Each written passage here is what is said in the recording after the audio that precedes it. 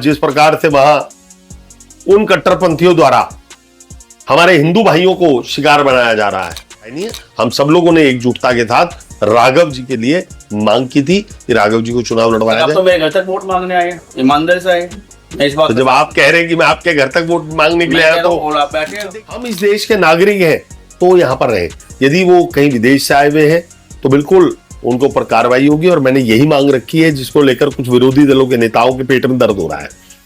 आज लोकतंत्र के बचाव की बात करते हैं, जो लोग समाजवाद की बात करते हैं, जो लोग बराबरी की बात करते हैं, आज उन लोगों के मुंह क्यों बंद है, मैं ये प्रश्न उठाना चाहता हूं। देश के लिए रोहिंग्या बड़ी समस्या ना बन जाए, रोहिंग्या की बढ़ती हुई भारतवर्ष में उपस्थिति कल कोई बड़ा विकराल रूप हासिल ना करे या बड़ा विकराल रूप ना ले ले, उसको लेकर चिंता व्यक्त करने वाले उत्तर प्रदेश के सदन में बुलंद आवाज उठाने वाले सहारनपुर महानगर विधायक राजीव गुंबर जी के साथ में बातचीत से की जाएगी। रोहिंग्या पर बातचीत होगी और हाल फिलहाल में जो संगठन को लेकर जिस तरह की उठक पटक चल रही है उसको जेडीयू से बातचीत करने का प्रयास करेंगे। विधायक जी आपका बहुत बहुत स्वागत है जी।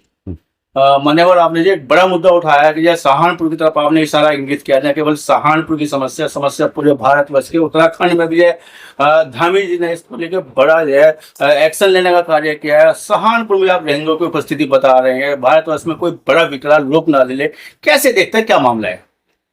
मैंने सहारनपुर के लोगों की चिंता को सदन में उठाने का काम किया। सहारनपुर की जनता ने मुझे विधायक के रूप में भेजा। एक विधायक का कार्य होता है कि वो जनता की ऐसी समस्याओं को जिसको विधानसभा स्तर पर उठाया जाए, जो राज्य स्तर के मुद्दे हों उनको उठाने का काम करे। नाली सड़क खड़ंजा तो अपने आप में एक समस्या तो चलता रहता है, परंतु हमारे राज्य में क्या पॉलिसी होनी चाहिए, हमारे राज्य की विकास कैसे हो सकता है, हमारे नगर की क्या समस्याएं जो केंद्र और प्रदेश के माध्यम से मैं हल कर सकता हूं, उसी में से एक समस्या रोहिंग्यों की है। अभी 2-4 दिन पूर्व आप बांग्लादेश का एक उदाहरण है कि बांग्लादेश के अंदर किस प्रकार से कट्टरपंथी लोगों ने उत्पाद किया और बड़ी संख्या के अंदर हमारे देश के अंदर पहले से रोहिंग्यों ने प्रवेश करके वो बिहार के अंदर, अन्य अन्य राज्यों में, उत्तर प्रदेश में चोरी छिपे रहकर इस देश की कानून व्यवस्था के साथ खिलवाड़ करने का काम किया है। लगातार मुझे शिकायतें मिल रही थी। खलासी लाइन के अंदर जो क्षेत्र है जहां पर वहां कुछ लोग रहते हैं, जिन्होंने वहां झोपड़पट्टी बना ली है, जिन्होंने अपने आवास बना लिए हैं, वो लोग स्थानीय सहारनपुर के निवासी नहीं है। तो उस क्षेत्र के स्थानीय लोगों ने चिंता की कि वो पहले 10-20 की मात्रा में आकर रुके, धीरे धीरे आज सैकड़ों की संख्या उनकी हो चुकी है और उनके सबके यहाँ पर आधार कार्ड, वोटर कार्ड तक और राशन कार्ड तक बनाए जाए। लापरवाही क्यों है? आप जो आधार कार्ड, वोटर कार्ड की बात कर रहे हैं, वो रह रहे हैं सरकारी, मैं समझता हूँ रेलवे की जगह पर शायद हो रहा है। मेरा ये स्पष्ट कहना है, मैं कभी भी इस मत में नहीं रहा किसी गरीब को किसी स्थल से उजाड़ा जाए, परंतु हम सरकारी जमीन का दुरुपयोग ना करें, हम सरकारी तंत्र का दुरुपयोग ना करें। हम इस देश के नागरिक हैं तो यहाँ पर रहे। यदि वो कहीं विदेश से आए हुए हैं तो बिल्कुल उनको पर कार्रवाई होगी और मैंने यही मांग रखी है जिसको लेकर कुछ विरोधी दलों के नेताओं के पेट में दर्द हो रहा है। मेरा यह कहना है कि वो भी इस देश के नागरिक हैं, वो भी सहारनपुर के नागरिक। यदि सहारनपुर की कानून व्यवस्था को, सहारनपुर की शांति को कोई धब्बा लगता है तो वो सबके ऊपर धब्बा है। तो इसलिए उनकी जांच होना जरूरी है और मैंने प्रशासन से भी यही मांग की है कि इनके मूल निवास प्रमाण पत्र की जांच की जाए।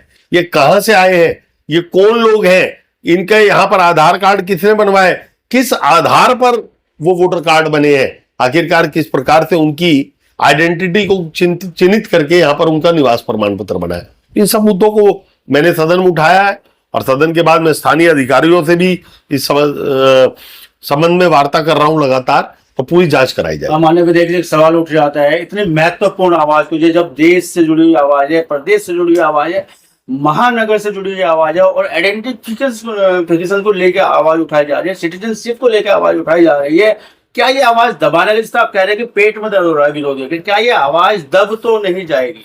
बिल्कुल नहीं दबेगी। एक एक व्यक्ति की जांच होगी, एक एक व्यक्ति की जांच के बाद उस पर कार्रवाई होगी।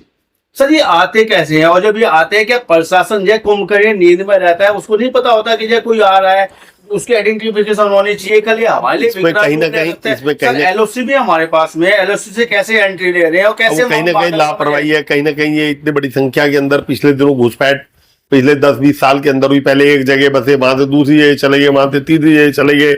आज जो बांग्लादेश के हालात है, आज फिर एक बड़ी घुसपैठ की चिंता भारत को हो रही है कि बड़ी घुसपैठ ना हो। आज जिस प्रकार से वहां उन कट्टरपंथियों द्वारा हमारे हिंदू भाइयों को शिकार बनाया जा रहा है, मैं उसकी निंदा करता हूं। और अंतरराष्ट्रीय स्तर पर ये मांग भी रहनी चाहिए, हमारी सरकार मांग भी कर रही है, उनकी सुरक्षा होनी चाहिए।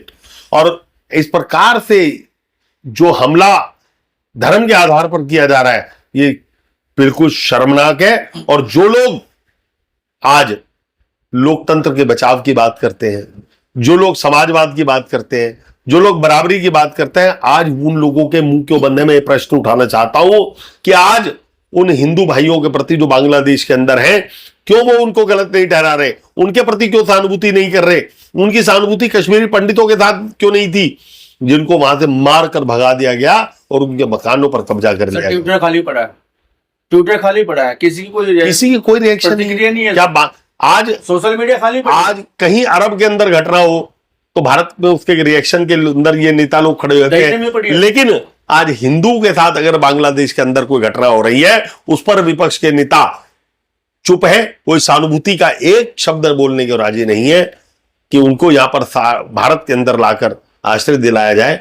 मैं देश में मोदी जी तो चिंता व्यक्त की, हम माननीय देश के यशस्वी प्रधानमंत्री जिन्होंने सीए कानून लागू किया, जिन्होंने ये कहा कि जो लोग वहां से विस्थापित होकर आएंगे उन्हें भारत की नागरिकता दी जाएगी, मैं उस कानून का समर्थन करते हुए आदरणीय प्रधानमंत्री जी से निवेदन भी करता हूं कि इस पर जल्दी कार्रवाई करके उन लोगों को जो विस्थापित वहां से यहाँ आना चाहते हैं उन्हें भारत की नागरिकता दिलाई जाए। धामे जी की तरह जाए चाबुक घुमाया जाएगा उत्तर प्रदेश में भी? बिल्कुल, उत्तर प्रदेश के अंदर योगी जी का शासन है और योगी जी किसी भी मामले में कानून व्यवस्था से खिलवाड़ करने वालों को बर्दाश्त नहीं करेगी। लेकिन सर उत्तर प्रदेश में जो मैं देखा जाओ 10 साल से ज्यादा तो हो गए जब मोदी जी की सरकार को, योगी जी जो 2017 से बने आ रहे हैं, लेकिन ये तो समस्या जिस तरह की आप विकराल हो रही है, आपको आवाज लगातार योगी जी ने और मोदी जी ने इस पर काम किया है।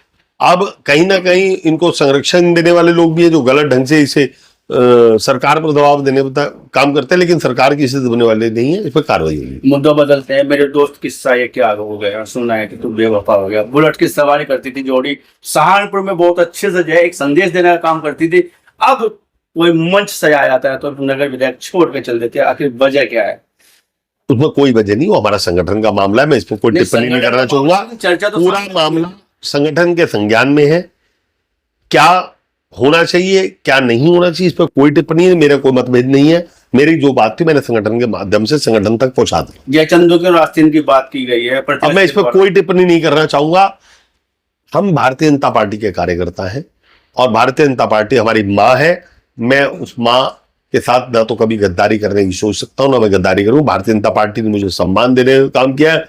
मैं मूल रूप से भारतीय जनता पार्टी की पैदावार हूं, जन्म से हूं, सन 92 से मैं कार्य करता हूं संगठन में। संगठन ने जो भी निर्देश दिए हैं मैं उन निर्देशों का हमेशा पालन किया है। संगठन ने जिसे भी प्रत्याशी बनाया है, मैं अपने अहम या अपने व्यक्तित्व या अपनी चॉइस को छोड़कर उसके साथ खड़ा हुआ हूं और आगे भी संगठन का जो निर्देश था नहीं, बिल्कुल चॉइस थी, इसमें कोई दो राय नहीं है। हम सब लोगों ने एकजुटता के साथ राघव जी के लिए मांग की थी कि राघव जी को चुनाव लड़वाया जाए। तो मेरे घर तक वोट मांगने आए, ईमानदारी से आए। तो जब आप कह रहे हैं कि मैं आपके घर तक वोट मांगने के लिए आया तो देखिए मैं इस मुद्दे पे कोई बहुत ज्यादा बहस नहीं करना चाहता। क्षेत्रीय अध्यक्ष आ जाते हैं, राजीव गुम्बज जी उस मंच पे नहीं, वो हमारा संगठन का अंदरूनी मामला है जिसे संगठन के बीच में बाहर आ गया ना मीडिया के सामने। कुछ नहीं, वो मैं उस समय नहीं बैठ पाया, मुझे कहीं काम जाना था, मैं इसलिए चला। सर गुटबाजी बढ़ेगी? वही गुटबाजी नहीं है, सब चीज ठीक है, सब चीज ठीक रहेगी। 2027 पे कोई असर पड़ने वाला है सारा का? 2027 क्योंकि संगठन में इस तरह गुटबाजी बढ़ी है, पाले खींचे हैं। कुछ नहीं, कोई असर नहीं पड़ने वाला। भारतीय जनता पार्टी जिसे चाहेगी वो चुनाव लड़वाएगी और सब कार्यकर्ता, मंडल की तीनों सीट, सब कार्यकर्ता मन से चुनाव लड़ाएंगे और मंडल की तीनों सीटें आ रहे हैं। भारतीय जनता पार्टी किसी कार्यकर्ता में कोई कमी नहीं है और वो तीनों सीटें, सामाजिक समीकरण ऐसे हो गए, कुछ परिस्थितियां, कुछ अफवाह जो फैलाई गई उसके कारण बहुत बड़ा अंतर पूरे उत्तर प्रदेश में पड़ा है। उसमें केवल सहारनपुर या मंडल अछूता नहीं है, उसमें इस प्रदेश का प्रत्येक जिले में कहीं ना कहीं उसका असर पड़ा। सड़कों में खाई खिंच रही है, खाई गड्ढे। अब आप इस विषय में मैं और कुछ नहीं कह रहा था। चलिए, बातचीत करने के लिए आपका बहुत बहुत धन्यवाद, बहुत बहुत शुक्रिया सर, विनायक जी आपने चर्चा की इसके लिए। और ये भी है कि जो रोहिंग्या का बड़ा मुद्दा है, ये मुद्दा बिल्कुल दबेगा नहीं। इसमें हम आपसे अपेक्षा रखते हैं ये साफ सोच वाले जो लोग हमारे बीच में रहे, कोई आइडेंटिफिकेशन वाला व्यक्ति हमारे बीच में ना रहे, हमारी नागरिकों की आपसे मांगे। बहुत बहुत धन्यवाद, बहुत बहुत शुक्रिया।